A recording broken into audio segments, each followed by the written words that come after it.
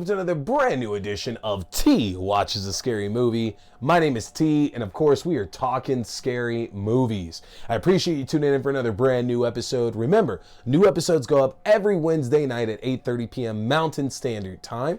But as I drop extra reviews throughout the week, the best way to stay up to date with not only the Wednesday night show, but all the reviews I'm dropping and other great horror stuff is to get subscribed to my Linktree. Go to linktr.ee/T Scary Movie. That's going to give you access to the YouTube page for the video versions of the show, to your favorite podcasting platforms for the audio only versions of the show, to the Letterboxd page for my written reviews, as well as my movie rankings throughout the year, and to my TikTok page for all of my fun horror shorts, which I always do one of those when I'm coming out of an early screening. Like I got to do one for Immaculate or Imaginary recently as well too. So make sure you get subscribed to stay up to date with all the fun horror stuff that I'm dropping for all of you.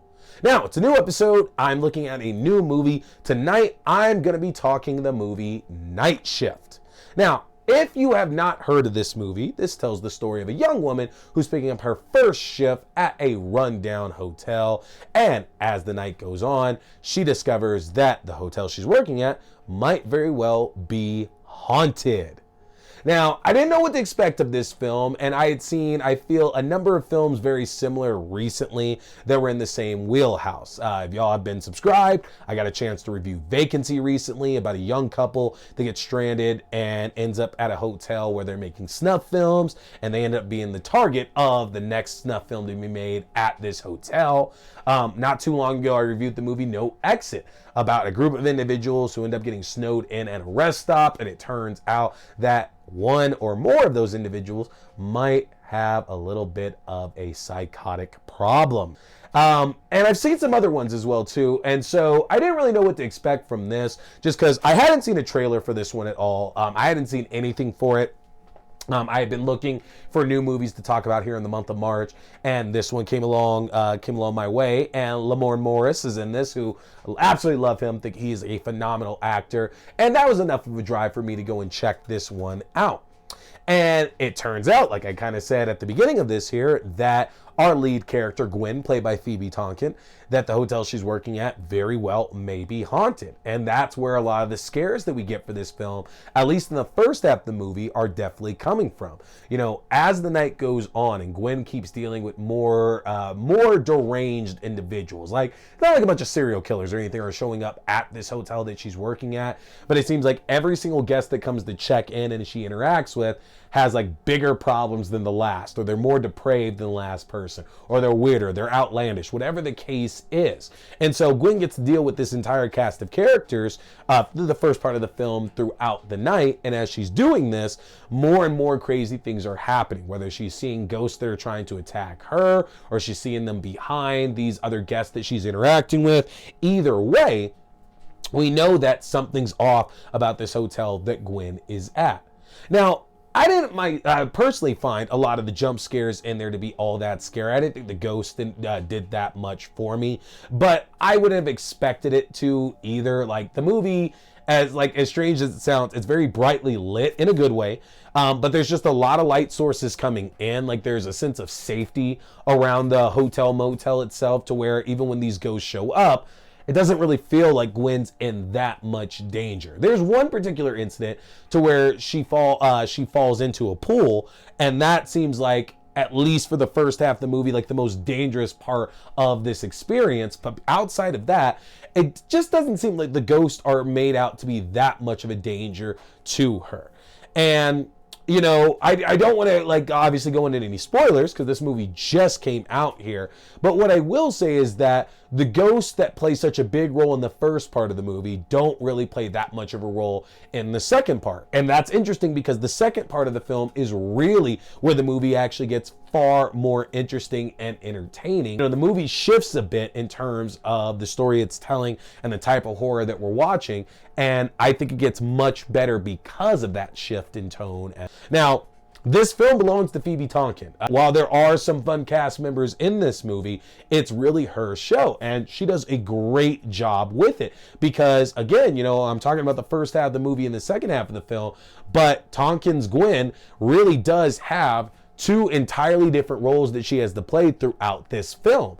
And I think the first half of the movie is going to be like what you would expect in a typical horror movie, and she does that very, very well. You know, the young woman who's in a lot of danger, doesn't know what's going on around her, doesn't trust a lot of people. I think she does an excellent job with that. But where she really stands out, where she really shines, is the second half of the film, where then she has to play Gwen completely different at that point. And I think that version of Gwen is so much more captivating to watch on screen, honestly. Especially when we see like the last like 10 minutes or so of the film. I think honestly everything up to that point has given us this well-deserved ending that we see. And again, I can't spoil it, don't want to drop any breadcrumbs for it either, but it's just a complete 180 from what we see throughout the film, from the way she's acting, even from the way that she like eventually changes her tone in the second part of the film. It's a 180 from that as well, and it's very, very enjoyable. You know, Phoebe Tonkin puts a lot into this role, and you can see it on there that she doesn't struggle with it. She very seamlessly slides back and forth between these different sides of Gwen throughout the movie. I do think that the film could have benefited from being just a slight bit shorter, honestly. Like, I think you could probably shave off about 10 to 15 minutes of it and it wouldn't suffer for it at all. I also think that the importance that they put on, you know, really the only supporting character of the movie ends up being a bit wasted as well, too. Considering the way that the story eventually moves in the second half of the film, it seems that that was a bit of a waste for the focus to be placed on this only other person who features in the movie as much as like Phoebe Tonkin might, and she doesn't. But she's the second, like she would be the second, the person who's in the second most of this movie, and it just seems like the role itself is kind of a waste there. And unfortunately, that ends up really hurting the movie a lot, is that the first half of the film might be appealing to like a teenage audience, I would say, who are looking for some like very easy scares, and there's nothing wrong with that. But I feel that the problem is that it's just so underwhelming to what the second half brings out, which is really, really excellent, honestly, that it makes it hard to enjoy the entire movie as a whole. It just drags it down a bit more than what I'm sure it should. With that said, though, there are going to be better films you can catch that focus on, you know, folks showing up at hotels and motels and dealing with a range of supernatural and non-supernatural problems. I think there are better movies out there, but that doesn't mean you can't check out Night Shift for yourself and see whether or not this is one that you're finding entertaining. So let me know in the comments section. You can rate this one right now on Apple TV. Let me know your thoughts on it here, and make sure to hit that subscribe button because I got more great reviews coming up for y'all. Again, my name is T. We've been talking scary movies. Stay scared. Hey everybody, looking for a great way to stay up to date on horror news as well as read the best of articles on anything scary out in the world right now? Then you need to head over to the Fangoria shop and get yourself a subscription. If you go to shop.fangoria.com/AXDEW, you can use my own personalized 20% discount to save 20% off on Fangoria magazine subscriptions, as well as 20% off any other items in their fantastic shop. This is a great deal. If you've ever been wanting to get yourself a subscription, now is the time to do so.